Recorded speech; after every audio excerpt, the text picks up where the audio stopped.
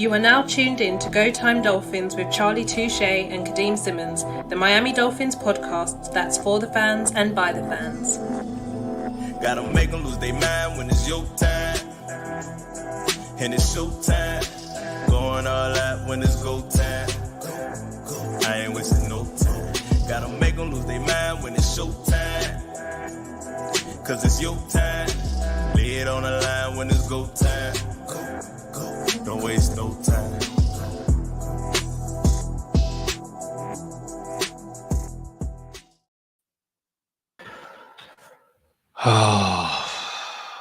All good things come to an end.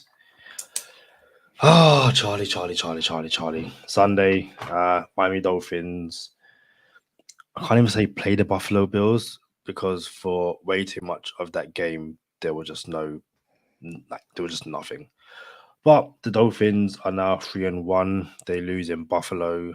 That unwin streak or unwinnable streak in Buffalo continues. No win since 2016, unless we play them in the playoffs in Buffalo, but we're playing in Miami, so that ain't gonna happen. So yeah. Oh, Charlie, how are you? Bro, I had the Jacksonville Jaguars defense in fantasy football. They put up 22 points. I dropped them an hour before the game and picked up the Dolphins defense. And they put up -6 points. And I'm currently losing my game in the Go Time Dolphins Fantasy Football League 97-109. Man, the Dolphins defense set me up, dog. Like, yo, I could have just kept the Jaguars defense, bro. You know what I'm saying? Like, and I would have been straight. It's Go Time Dolphins, the Miami Dolphins podcast that goes not only across the pond, but across the world. I'm your boy, Charlie Touche. I got my co-host, Kadeem Simmons, with me. It's always for the fans and by the fans. Your favorite podcast, and the Miami Dolphins get spanked 48-20 in Orchard Park against Buffalo. 1 week you put up 70, and the next week you give up 50. Unacceptable, dog. This is completely unacceptable. The world's not ending though. And if I'm gonna give it to you straight, I'm not tripping. You know what I'm saying? But I will say this. Remember when I was like, I don't see how someone's gonna beat it. I really don't see how it's gonna happen. I don't see how teams are gonna beat us. Like, I gotta see how we're gonna lose. I can't see anybody beating us. I see it now. The defense is gonna give up 50 points. You know what I'm saying? Like, the defense is gonna give up 50 points a game, and that's how we're gonna lose. So, bruh, it was a tough watch. But I'll be honest with you, Kadeem. I ain't even gonna lie to you. Not for a minute did I think the game was over. I'm like, oh, this is gonna set up for the story. The comeback is about to happen. You know what I'm saying? Like, oh, we're gonna come back. The quarterback's gonna get the praise. You know what I'm saying? It's gonna be the sword through the dragon's neck. This is gonna be epic. This is gonna be so good. You feel me? But no, that's not what happened. I'll tell you this, bro, Kadeem. Buffalo was dialed in. And this is what comes with the territory of having the best offense in the league and putting up 70 points on someone, and everyone's starting to talk about you. You're gonna get everyone's best now. Everybody's gonna be like, nah, we want to go show everybody that we're better than them. You know what I'm saying? Same shout out to Colorado Buffaloes, Deion Sanders. Everybody want to show up for Colorado now. Like, nah. Everybody talking about them. I want to show up against them. You see what I'm saying? So that's what we got. I disagree. You disagree? I think Buffalo just said we're not rubbish. Like, you guys are good, but we're still the team to beat in the AFC. And you can't win here. Buffalo just said, remember who you are right now. You're still the little brother. We're the big brother. And until you can win in Buffalo, we're gonna show you. Nah, yeah. We're gonna disagree because the way Josh Allen was looking, like on the sideline, and the way the coach was looking, why can't I remember coach's name right now? McDermott. Yeah. Sean McDermott. The way McDermott was looking, like it felt like they were looking like it was a playoff game. I'm like, bro, it's not that serious, bro. It's only week 4. And I kind of feel like they circled us on the schedule, like, nah, bro, we got to beat Miami. And I think we could both be right. I think they circled us, and then they said, "Now we're gonna show y'all boys that y'all still a little brother." So that's what I got from it. It looked like they really came out like, "Nah, bro, we not losing to the Dolphins." But that's what I got from it. Shout out to IMAX says, "What's up?" IMAX says, "Charlie, you overestimated our defense. Fangio even said he doesn't have all the pieces needed, and we were down 3 starting caliber DBs. Once I heard that, I knew it wasn't going to be good or it was going to be a shootout." I think I can only speak for myself. After the Broncos game, we were like, this defense isn't that good. This defense doesn't generate pressure. You give, like, the Broncos are bad, like, really bad. And you saw the Bears put up 28 points on them. Like, the Broncos are bad, but we haven't generated organic pressure all season. And we gave Josh Allen all the time in the world to just pick us apart. We're going to get into the whole Kader Kohu situation, but if you give, listen, no matter what we think of Josh Allen, if you give a top 10 quarterback in the league all the time in the world and you can't tackle, it's only going to go one way. Like there's one of the Stephon Diggs touchdowns where Allen finds Dig on Kohu. Friend of the podcast, Brandon Jones, comes over to help, and yet they're both on the floor. It's a touchdown. Took a bad angle, and they both missed the tackle. Yeah, like that's just, people say it's unforgivable, but it's just like you don't win games in the NFL like that. And you know what? So I watched the game at the Hippodrome. Shout out to Robert Ashton. Shout out to Philip. Shout out to Matt. I missed the Hippodrome. It was packed. I have never seen that packed before. It was packed. But even when we were down 3 scores, Rob was like this is still a game. I'm dead serious. I'm telling you, bro. That's how I felt. And it was funny because against the Broncos, so in my head I'm thinking, okay, go into the half, we're down 14, score, down 7, score again, double in the chip, score again, get a stop. Were we not down 17? So we was down 14, but then they got their field goal, and I was just like, but it was very similar to last week against the Broncos, where they were down 2 scores, they had the ball, and then they coughed it up, and we scored a touchdown. And it's just like, okay, it's not ideal, but 17, we can score 17 points and a half. We can easily score 17 points and a half. We can score 17 points in a quarter. Easy. But it's one of those things where, listen, injuries aren't an excuse, but they certainly did not help. From Jalen Phillips to Connor Williams, and Teron Armstead goes out, and he's going to be out for a few weeks. And you're just going. I'm not here for the injury conversation. I'm not here for. Nah, I'm not. I don't even want. Nah, I don't like it. Like, we lost, we got spanked, and Connor Williams, Armstead, and Phillips would not have changed 48 points, in my opinion. But one, I definitely said it's not an excuse, but I'm just saying that they played a factor. I don't think they did, though, bro. I don't think they did. Liam Eichenberg was dog doo-doo at center, and you like Connor Williams wouldn't have played that bad. Phillips would have got closer to Josh Allen than Bradley Chubb did. Like, here's my thing: how can we say injuries played a factor if Kendall Long was the left tackle the first 2 weeks? We won the first 2 weeks, so one can make the argument Long as is just as good as Armstead is right now, banged up. No, because how is it alive? Because we didn't get touched. Two didn't get touched when Armstead wasn't in. But we had this conversation when we was like, should we bring it to one Armstead? Kendall Long gave up, I think, 9 pressures in those 2 games. Teron Armstead gave up 0 pressures. So it helps when you. So it helps. Half.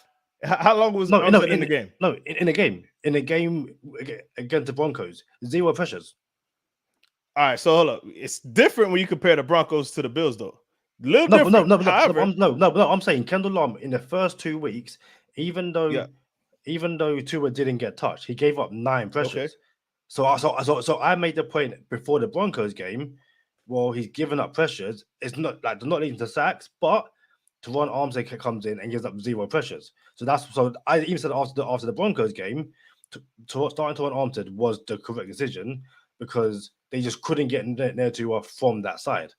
So that's the point I was making. And then yesterday it was like 5 sacks or something silly like that. But again, it was just their defense came to play, and our team in general just didn't turn up outside of the first 2 drives.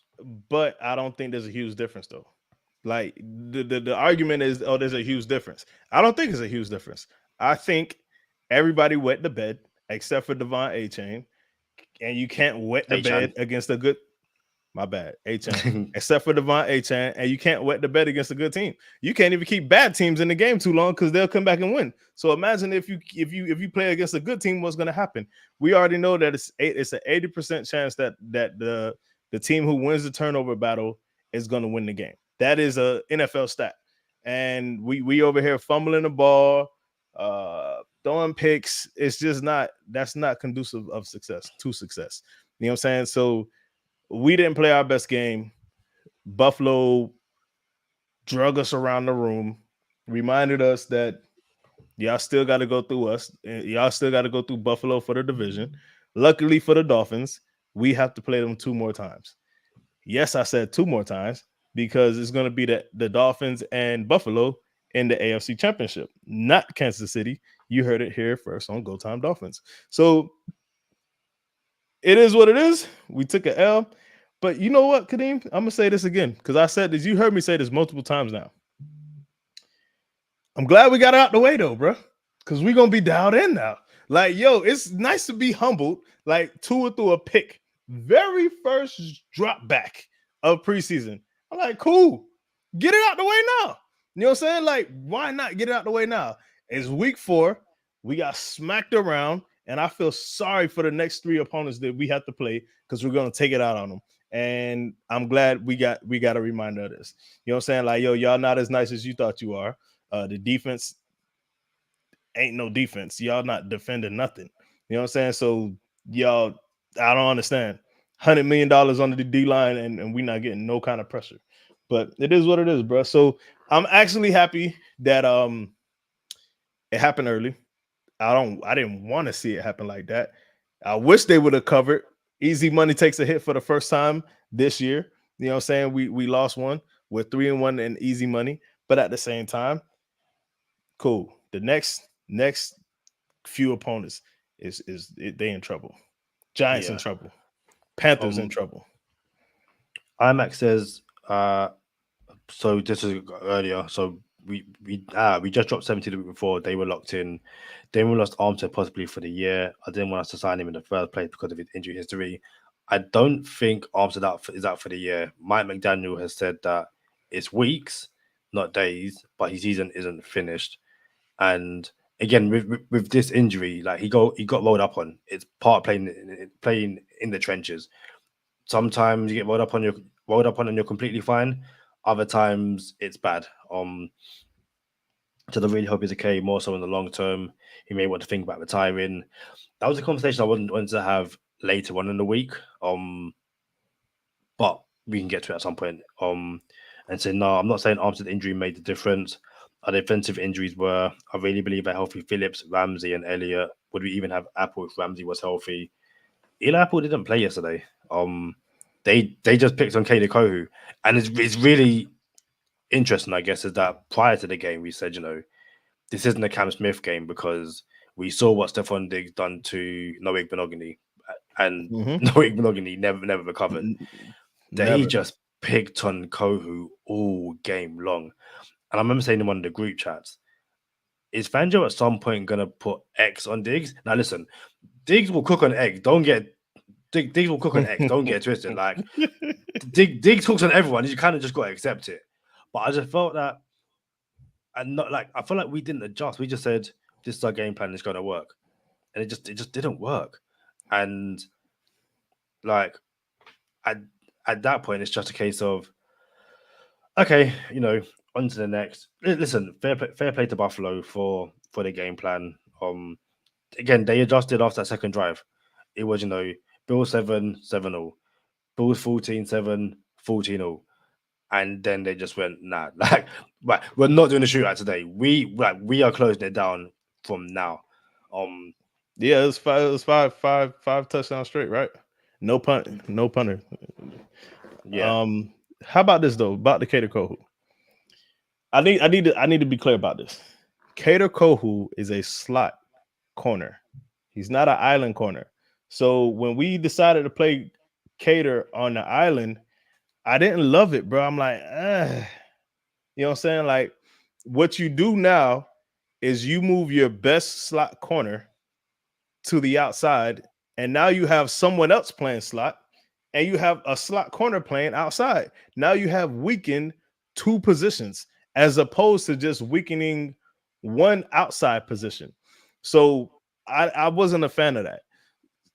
Kato Kohu got used, but I promise you, with all certainty, it would have looked the exact same with Xavier Howard. However, Xavier Howard would have 75 yards of penalties included. You know what I'm saying? So it is what it is. I know Cater would have liked to have that back. And how convenient is it that Xavier Howard's out talking now like, oh yeah, I wanted to cover Diggs. You know what I'm saying? I wanted to follow their best player. I'm a dog. Like, nah, see, you're hate for X because listen, Kohu gave up the penalties as well. Like Kohu, like the guy just had a really bad afternoon. I ain't gonna lie, it was Kohu wasn't really. Those penalties was not legit penalties, bro. So it wasn't like that. That those penalties weren't so really exactly. But that's the thing. They were given. We could sit and say that they weren't legit, but they were given. Like there was one pass interference. So at the time, I was like, "This is stupid. It's not defensive pass interference." But then the push him, like when he pushed Diggs off the finger, like, dude, that's stupid. Like that's just one of those things where you're young, like you're still young. And the thing is, it happens when you're older as well. But it's again, we didn't help ourselves. Liz says there should be stipulations in ref contracts that if they are not unbiased, it's immediate firing, no ifs, ands, or buts. I don't even think the referees we didn't lose because the referees had a bad game. we didn't lose because of referees, and we didn't lose because of injuries, bro. We lost because Buffalo's the better team yesterday, bro. That is 100%. It. Like we got spanked. The defense didn't show up. The offense wet the bed, and that's it. You know what I'm saying? Like that is it. I'm glad we got it out the way because now let me tell y'all the schedule. I need y'all to hear this. This is the schedule. The remainder of the schedule. Giants home against the Giants. Home against Carolina, at Philly, home against New England, in Germany against KC, bye week. After the bye, home against the Raiders, at the Paper Plains, at Washington, home against Tennessee, home against the Paper Plains, home against Dallas, at Baltimore, home against Buffalo. That schedule does not worry me, bro. And they were saying this was one of the hardest schedules in the league.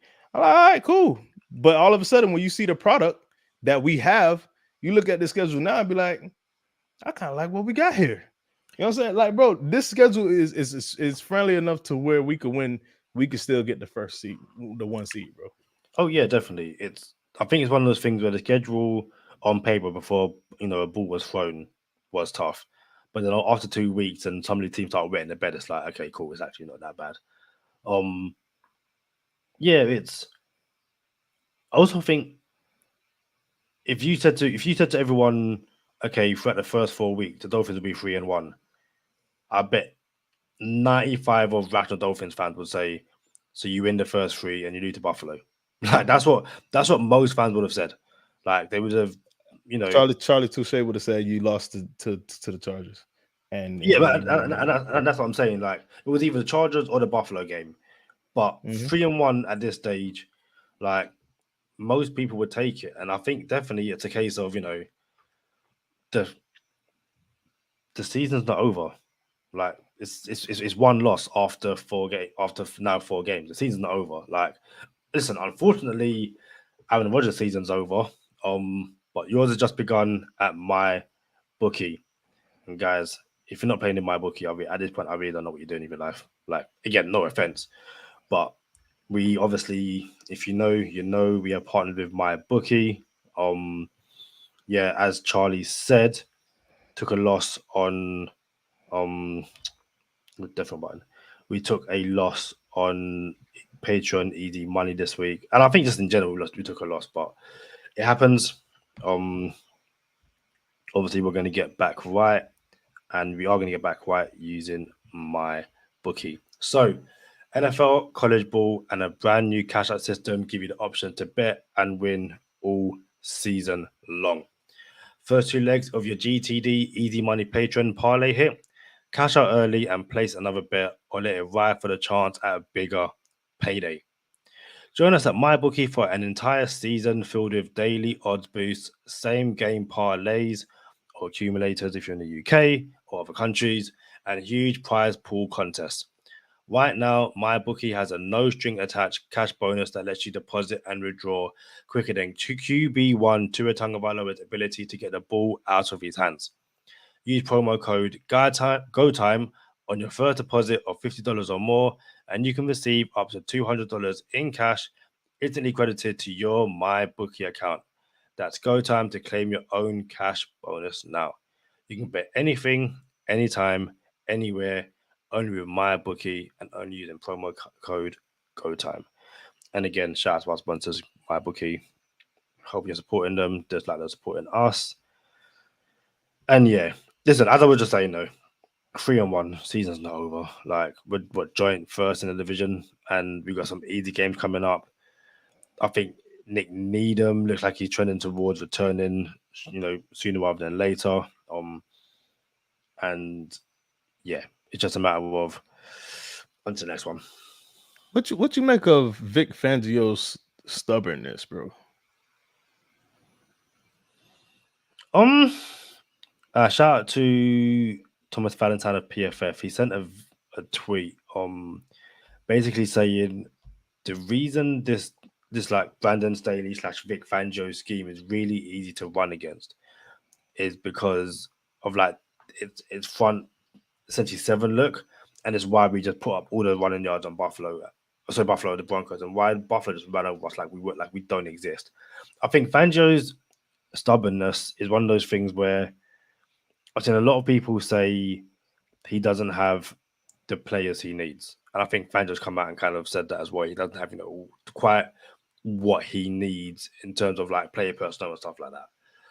I think we saw it against the Chargers at the end of the game. It was like, you know what? I need to now start sending blitzes to put this game to bed.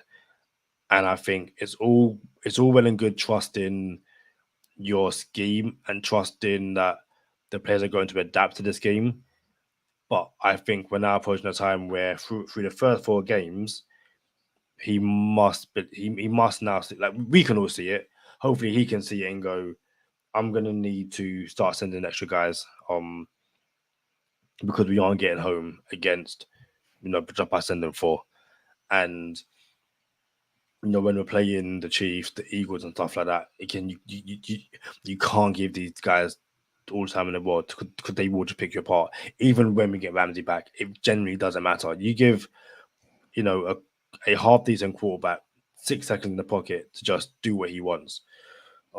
Not having the best off-ball linebackers, like Jerome Baker might have got bench yesterday for Duke Riley. I just think it's a case of the stubbornness isn't helping, and hopefully that beating we just got, we're just on the other end of is now the time. It's like, okay, we're gonna basically mixing his scheme with like Josh Boyer and Brian Flores scheme. However, those who were like bring back Josh Boyer, seriously stop and think about it. Like just stop. Like over the last week, I've seen bring back Jarvis Landry and bring back Josh Boyer. Put Twitter down, go outside, go get a haircut like Jimmy Butler, and just reevaluate your life. Like seriously. Have you seen it? I have, bro. I dog. No comment, dog. We could have traded Jimmy Butler to the Colts for Jonathan Taylor, bro. Listen, I just really thought we were going to defy all the odds, Kadeem. I thought it was going to be the first quarter of the game. Like 5 touchdowns, track meet. Let's do it. Keep it close. If we keep it close, Josh Allen's going to give us the game. I thought for sure we were going to keep it close. Josh Allen's going to give us something. And if he doesn't, it's because it's not close enough. It wasn't close enough. You know what I'm saying? Like, so we blew it. And I thought, you know, in NFL history, teams are now 1-7 after putting up 60 points. So if you put up 60 points, the next week you lost. Only one team has won after that out of the past 8 teams. You know what I'm saying? So now they're 1-7 because the Dolphins put up 60 points and then laid an egg the next week. And then Josh Allen now 7-0 against the Dolphins at home. You know what I'm saying? There's another one. Van Ginkel. You could throw that Van Ginkel stat out the window. Remember all those? All the stuff. I thought we were just going to defy all the odds. You know what I'm saying? Dolphins haven't covered the last 9 games in October. Haven't covered the spread the last 9 games in October. You know what I'm saying? So I ain't gonna lie, we got Carolina in October though, so we're gonna be straight. Don't worry about that one. You know what I'm saying? We gonna cover against Carolina. But anyway, yeah, man, I just thought we were gonna defy all the odds, and I'm glad we got this out of the way. I'm glad it's not, you know, we didn't beat Buffalo now, beat Philly, beat KC, and then let's just say not even game, conference 1 seed is on the line in the last week of the season, and then that's when they want to decide to wet the bed. So this is what we get, bro. Yeah, take it on the chin.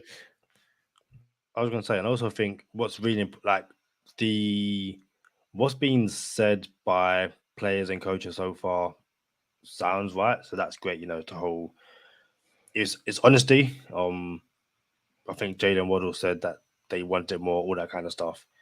I said it might be before this game as well. Let's not start streaking again. Like 3 wins, 5 losses. We lost. Cool. We were going to lose at some point.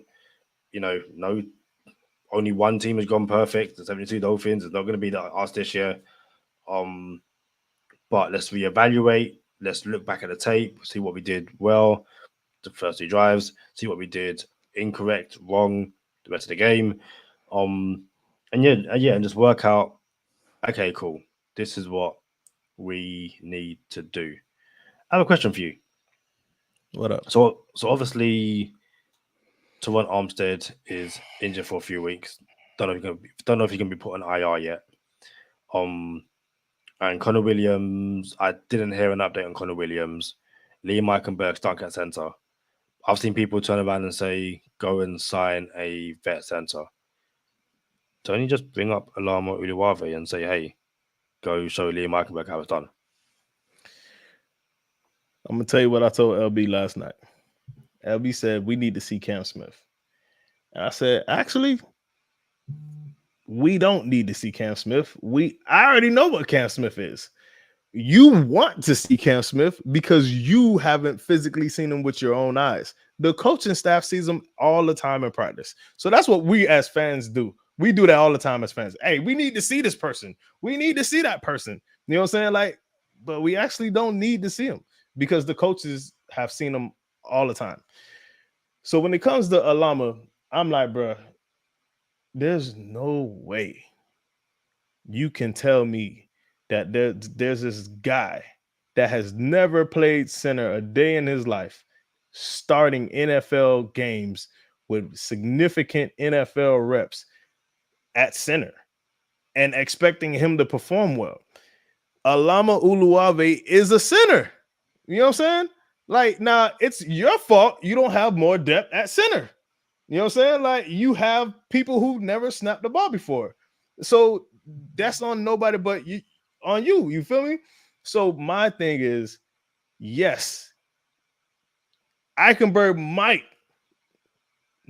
I ain't saying he is, might be better than Alama at guard. but I just can't. I won't believe that he's better than Alama at center, bro. I won't believe that, bro. I won't believe it. So I don't know what's going on there, bro. But I gotta imagine you're gonna. All right, well, let's throw the kid in. You know what I'm saying? See what he could do. And again, I totally get that this is the NFL. This isn't preseason no more. You know, throwing a kid in preseason is one thing. Throwing a kid in the NFL is a complete different thing.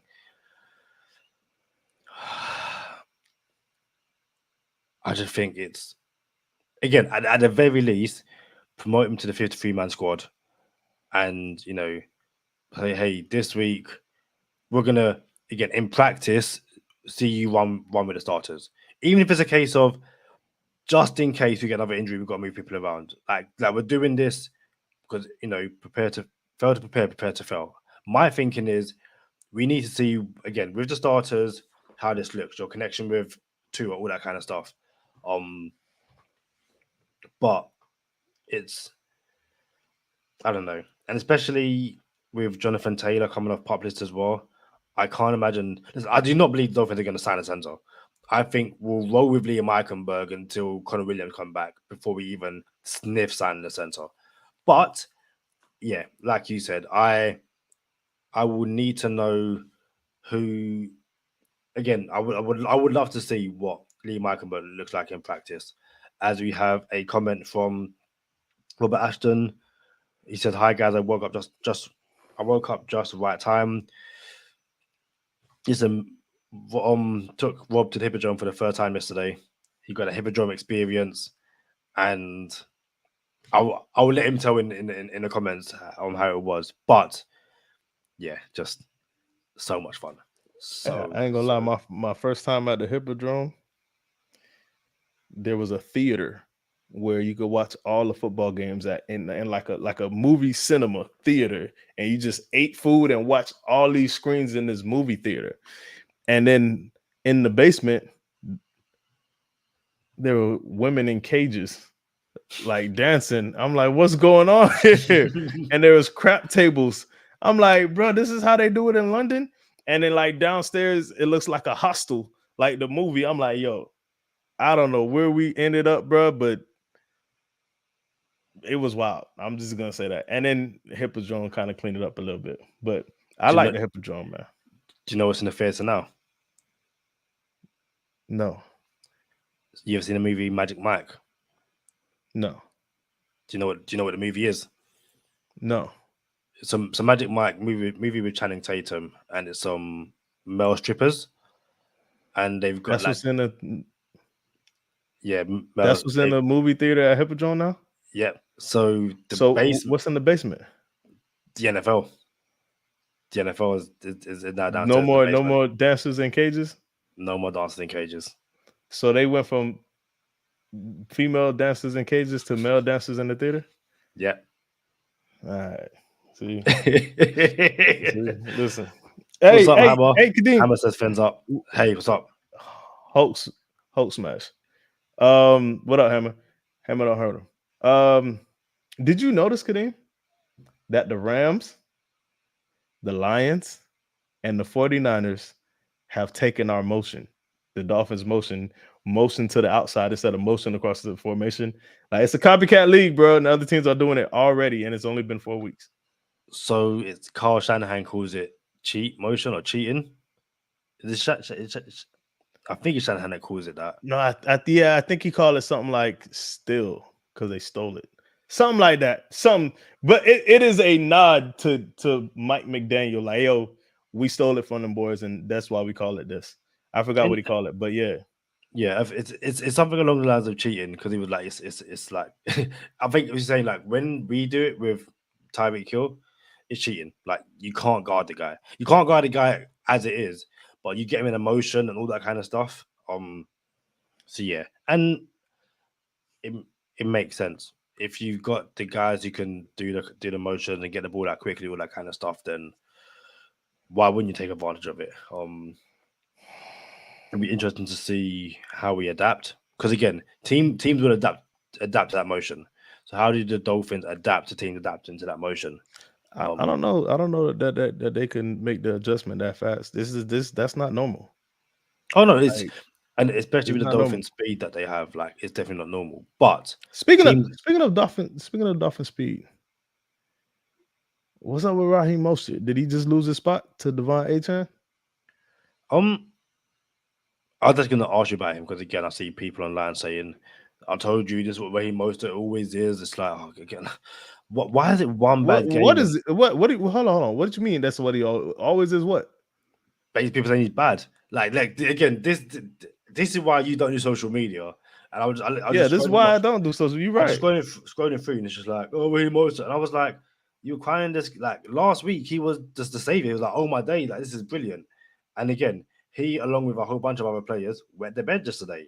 It happens, but no, I think it's telling that in those like goal line situations, Devon Achan was the option. There's a lot of people when we drafted him. Oh, he's too skinny. Can you run in between tackles? Yes, yes, you can. Like just There was one podcast that compared Devon Achan to Austin Eckler. I'm just saying. I'm um. just saying.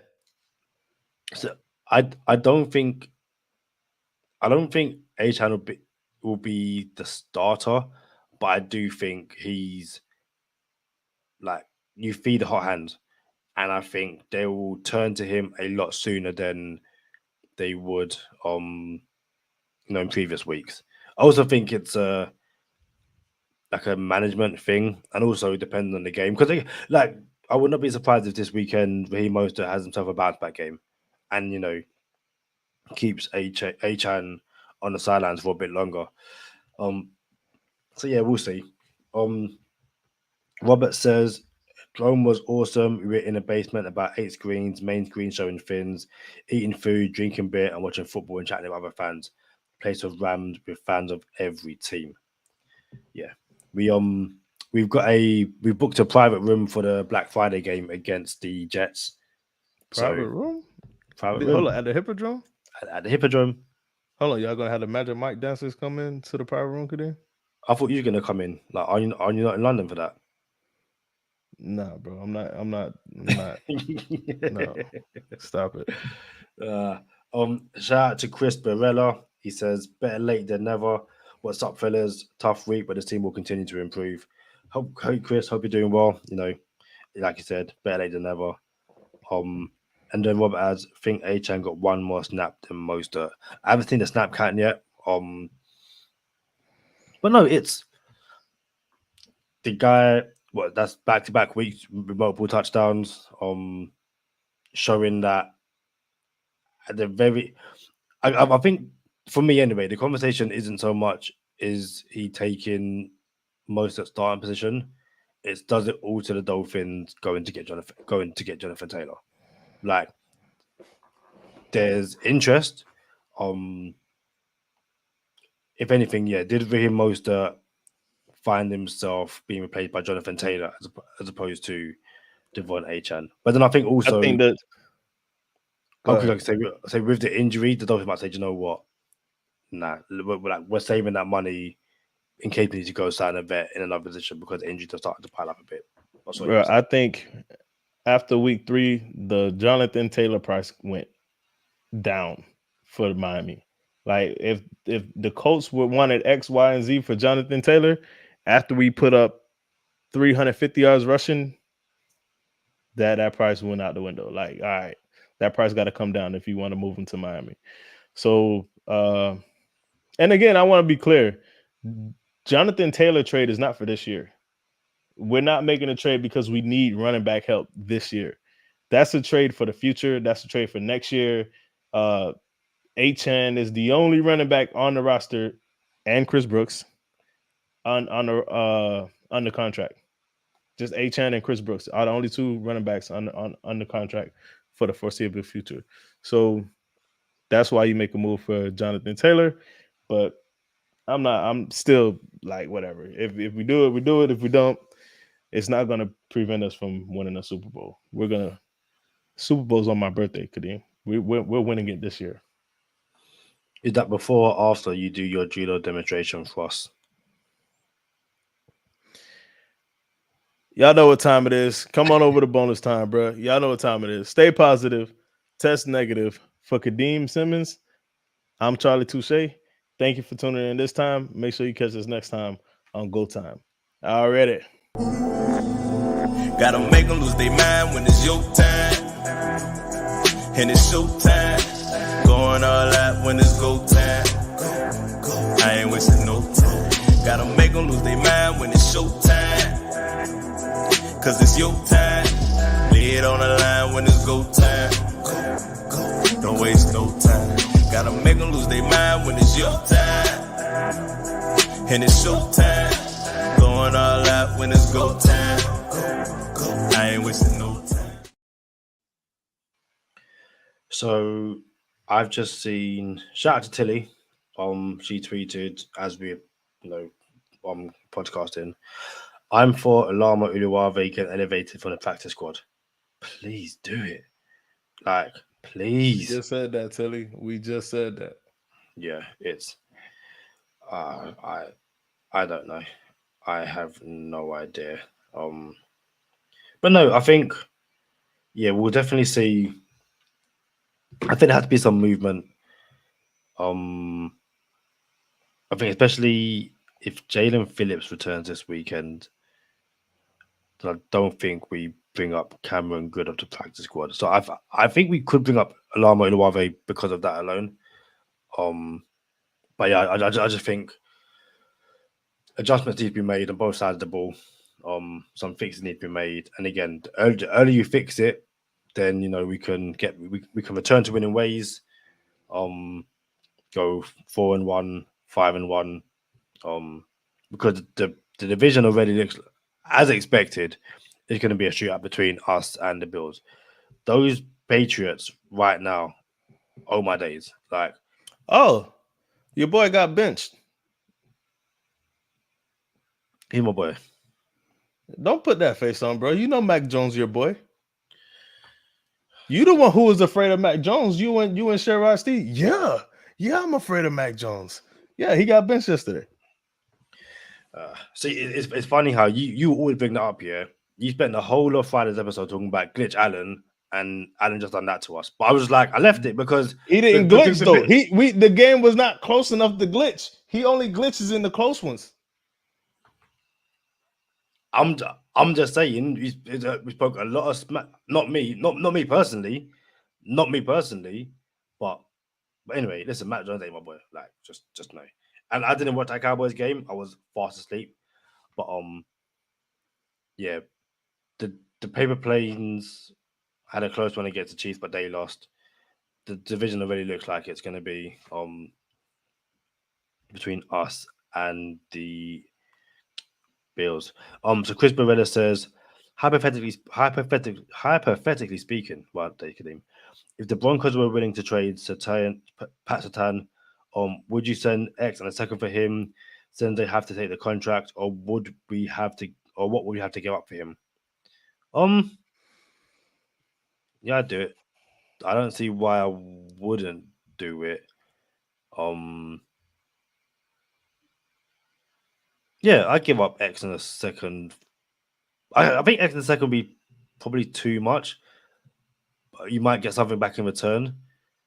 But no, Charlie, what do you think? No, I don't think X in a second will be enough because X is older and he has a contract. Surtain's on his rookie contract and he's younger. I don't think Broncos do it. Would I do it? I would go holler at Asante Samuel Jr. first and try to get him. But yeah, I'm interested in Surtain. You got the rookie contract, young, pair him up with Jalen Ramsey for the next 3 years.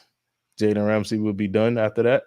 And then you have Cam Smith and Surtain to replace the corners. I like it. So technically it'll be 2 years, I think, for Jalen Ramsey. I think he's on the contract for 2 years. I'll look it up right now. Hannah says I'm making juice for a couple of customers at the moment, but I had to break away. I've been saying that Chubb was trash since last year, and then adds, "Well, not trash last year, but I say he wasn't motivated this year. I started calling him trash." I'm 30, Hammer. You make me like I need some juice. I've got no juice around me. That's disappointing by my end.